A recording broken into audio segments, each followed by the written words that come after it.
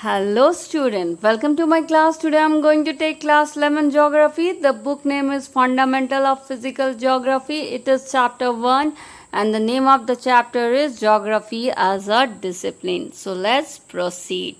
So basically in this chapter you are going to get introduction to geography.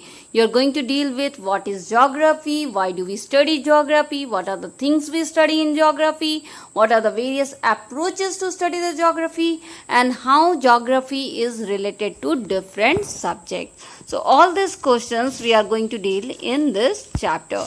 So let's start first and foremost with the very first question related to geography, and that is what is geography. So basically geography has been derived from two words, geo and graphos. Geo means earth and grapho means description. So basically geography is nothing but the description of earth. The word geography was first used by Eratosthenes, who is also called the father of geography, and according to him geography is nothing but the study of a places present on the surface of the earth. We study about the place, its name, its location and everything about that place. So basically geography is nothing but to study the places present on the surface of the earth. So now let's deal with the second question related to geography, and that is what do we study in geography. So we basically study many things in geography.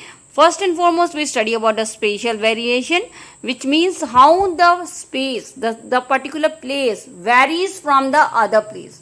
Why this place is different or varies from the other place. What are the things which vary this place from the other places? Like whether it's the social factors, cultural factors or various other factors which make it vary from the different place. Why these places are different from each other, varies from each other. We study in geography. And we study this geography with the help of so many modern techniques, like we use the remote sensing, we use GPS, GIS, aerial photography, computer cartography and many other new techniques are used nowadays to study the geography. Like computer cartography is nothing but to make the map with the help of computer. Aerial photography is taking the pictures from the top, either by the drone or from the space crafts or from the aeroplane. From anywhere, if you take the picture from the top, from air, in the ground, that is called aerial photography. In remote sensing, you just you don't go to that particular place physically, but you get the information of that place through the remotes and devices. So this is called remote sensing. So like this, various methods are nowadays used to study the places on the surface of earth. In the geography, we also study about the maps. We study about the map is nothing but the graphical representation of a place. And this graphical representation is what? We convert the tabular data into the graphical data. We don't draw the map roughly. We draw the map systematically, scientifically with the numbers. By taking in account the tabular data, we turn the tabular data into graphical form. So these maps are not just rough figure. They are actually very calculative figures. It's drawn with the calculations and it is very exact figure of a place. So in geography we study actually the map of various places. Along with that, in geography we study about the aerial differentiation. What is aerial differentiation? In aerial differentiation we says that what are the spatial factors present in that area which is differentiating it from the other region, whether it is the economic activity, physical characteristic or whatever, how this area is being differentiated from the other, we study in geography. And we also study the cause and effect relationship in geography. This cause and effect means whatever is happening today, what are the causes behind those effect or the result which is happening, the effect or the result or whatever is present today, there must be some causes behind that, and that causes we study in geography. So we study the causes behind the particular effect on geography. Along with that, in geography we also study the relationship between physical factor and human factor. So physical factor means on the earth there is some physical environment like its atmosphere, its hydrosphere, lithosphere, biosphere, mountain, plateaus and many other things. Right? So we study that physical environment and its relationship with human. And when we study the relationship between physical environment and human, we come to know that earlier the relationship was different and today the relationship between man and the environment is different. Earlier it was naturalized human and today it is humanized nature. Earlier nature was superior and it used to control the human completely, but today the human has humanized the nature, has controlled the nature, and now the human is not completely under the control of nature. Like for example, we have developed the cooler and ACs to control the summer season. We have developed heater to control the winter season, and so in various other innovation and techniques we have controlled the nature and we has humanized the nature, and we are now not forced to bear all the difficulties of the natures. We have changed the nature according to our wish and will. So we have moved from the stage of necessity to the stage of freedom. Now we are not just fulfilling our necessary needs from the nature, and we are not under the mercy of nature. We have moved to the stage of freedom where we are enjoying everything, and we have humanized the nature, changes the nature, modified the nature according to our wish and will. In geography, you also study about the three important questions, that is what, where and why. So when you study about what and where, it does not make geography a scientific subject. But when you deal with the why topic, it makes geography a scientific topic. For example, when you study what are the crops grown, it does not make geography scientific. When you study where are these crops grown, it also does not make geography a scientific subject. But when you answer why this crop is grown there, why this crop is grown there and not to any other places, so you give the reason behind that. And when you start giving reasoning, like this crop is grown because of the soil present in this region is suitable for this crop, or because of the climate present, or because of the demand and technique present in this place. So when you started giving the answer for why, you started giving reasoning for why, it make your subject scientific. So this make the geography a scientific subject. In geography, we also study about spatial organization and spatial integration. What is spatial organization and spatial integration? In spatial organization, we actually see that how different spaces, different places are actually organized on the surface of the earth. Whether it is organized on the basis of political boundary or natural boundaries, how different places are organized on the surface of the earth, and what is the integration, interrelation or interaction between these places. How these places are interacting with each other, that also we study in geography. So we study spatial organization and spatial integration, and when we study both of this together, it is called spatial synthesis. And also in geography, we try to understand how this earth has evolved, how these human beings have evolved, what are the changes came in their life. So we basically study on earth the two important features of the earth, that is physical features and the human beings.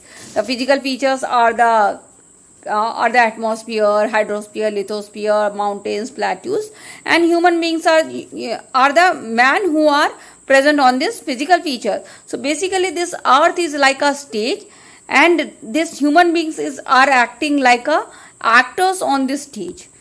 So, and their relationship is being studied in geography. Geography also study the relationship between various phenomena.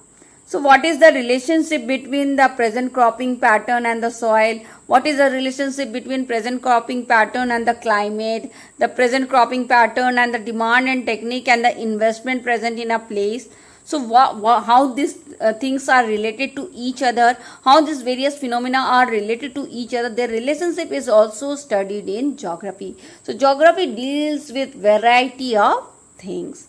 Now let us try to understand how geography is a integrating discipline. So what makes geography a integrating subject? So see, the geography look at the world as a giant village. It look at the world as a single village, single big village. Okay, and it study the whole world by integrating many disciplines along with it. So definitely geography has relationship with other subject, but it is also different from other subject because its matters are different, its methodology is different, the way it deals with the subject is different. So definitely it has a relationship with other subject, but it do have some differences from other subject too. See, the geography has a relationship with so many subjects. It has a relationship with natural sciences subject also. How it is related to the natural sciences? See the various things which we study in natural sciences, we also study in geography also. For example, in geology we study about the landforms formation. In meteorology we study about the climate. In hydrology we study about water. In pedology we study about soil. So all these topics are coming in geography also and coming in natural science subject also. So basically there is an interrelationship between science and natural science and geography. In biogeography, when you study the biogeography, in the biogeography you study about the botany and zoology. Botany is the study of plant and zoology is study of animal. And this plant and animals are the part of the nature and it is also studied in geography. So what is happening? So many topics which are related to the natural sciences are common in geography also. So what is happening? There is a relationship existing between the natural science and geography. And also geography has the relationship with maths. Because when you do the latitude and longitude calculation, when you draw the map, in all these things you need a small knowledge of mathematics. So a geographer also needed to have the knowledge of mathematics. And geography has the relationship with art and drawing because in geography you draw various figures, diagrams, maps and so many other things. So when you are using your drawing skill, you are using your artistic skill, you establish a relationship between geography and the drawing. And also the geography has its relationship not only with natural sciences, not only with maths, arts and drawing, but also with other subject of social sciences. How it is related to the other subject of social sciences?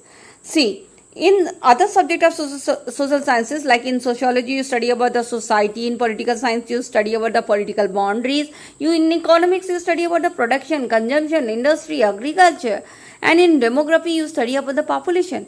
All these are also found in geography. You study all these things in geography as well.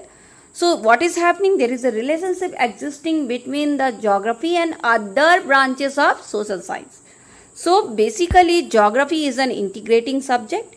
It is having the relationship with various other subjects and you can very with surety you can say that geography is an integrating subject and it has the relationship with various branches of other discipline as well. So this figure is basically showing you geography and its relationship with the various subject of natural sciences and various subject of social sciences. So same thing which we have discussed, same thing is shown in the figure form, which is also given in your book. If you can't see it clearly in this video, you can see it in your textbook also. The same explanation is shown to you in the figure form. Now let's see the various approaches to study the geography. See, basically there are two approaches to study the geography. One is systematic approach, which is given by Humboldt, and he said that to study the geography, we have to study the whole world together. And after studying the whole world together, we can divide the world into different regions. Whereas there is a second approach that is called regional approach, which is given by Karl Ritter. And he said we cannot study the geography by studying the whole world together. For the better study, we need to divide the world into different regions and then we have to study the different region, and then when you study the different region, you automatically understand the whole world. So this is basically the asking you to divide the world into region and then study and then understand the whole world as a whole. So this dividing the region can be on the basis of political boundaries or the natural boundaries or any other things. So these are the two approaches to study the geography. One is saying to study the whole world together and another one is saying to first divide the world into different regions and then study the whole world. And there is a dualism, two theories of geography. One theory says that study the geography, only the physical geography. Don't bring the human factor in this. Because geography is study of a land. Geography is the study of the earth and not the study of the human. So don't bring human factor in this. But the second theory says that human and the physical environment are inseparable. There is a close relationship between them. They affect each other so much that you cannot study them separately, and you need to study geography along with the human factor. You have to study the physical geography. You also have to study the human geography together. So these are the two theories which says how the geography should be studied. And now we will see the different branches of geography on the basis of two approaches which we studied just now, systematic approach and the regional approach. So on what are the branches of geography on the basis of systematic approach? There are three branches of geography under systematic approach, that is physical geography, human geography and biogeography. In physical geography, you study about geomorphology, that is evolution of landform. In climatology, that is study of climate. Hydrology, that is study of water. And soil geography, which is the study of soil. In human geography, you study about the social and cultural geography, that is about the study of the society and culture.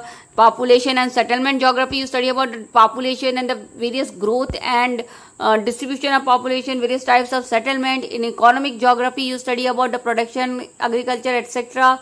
In historical geography, the history also have the relationship with geography.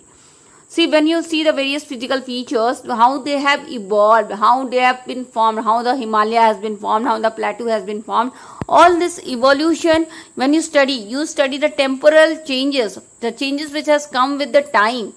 And when you study the physical features with the temporal approach, that is create you the relationship between history and geography. And then in the political geography, you study about the political boundaries, the governments and state. So these are the various, when you study the geography in this under systematic approach, these are the various branches of systematic approach. First you saw the physical geography, and then you saw the human geography and its branches, and the third one is biogeography and its branches. The biogeography is when you study the human geography and the physical geography, the interface between them is biogeography. In between them, it's come the biogeography. In this, you study about the zoogeography, which is about the study of the animal and its habitat, and the ecosystem, various type of ecosystem and its characteristic. And environmental geography, that is about the world environment and the various problems of the environment of the world. And all these things are the different branches and its subparts of the geography under systematic approach. So these things you can show it in the figure form also. The same figure is given in your book also. The same different branches of geography under systematic approach is shown to you in the form of a figure. Alright. And this you can see in the textbook also, your geography textbook. And now we will study the branches of geography under the regional approach. So under the regional approach, there are four branches. One is regional study and area study, in which you divide the region. Either you study the region at the macro level, that is as a whole, and or you study the region as a meso level, means dividing the region into some parts, or at the micro level, means dividing the region in a very smallest part and then to study. So what you are doing, you are dividing the region between macro, meso and micro level, and then you are studying that region. And then after dividing, you are doing regional planning.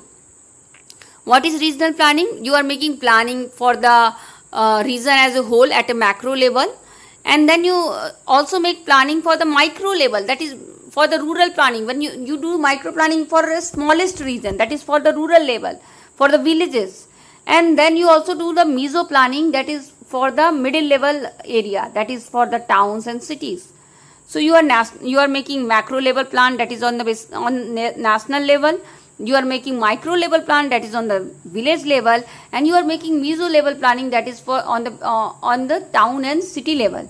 So what you are doing, you are first of all dividing the region and on macro, micro and meso level, and then you are making plannings for the various region, and then you are seeing the regional development, whether the region is developed or not, and then you are analyzing that region, whether this region have the potential or what are the potential or not this region is having. That's we analyze about that region.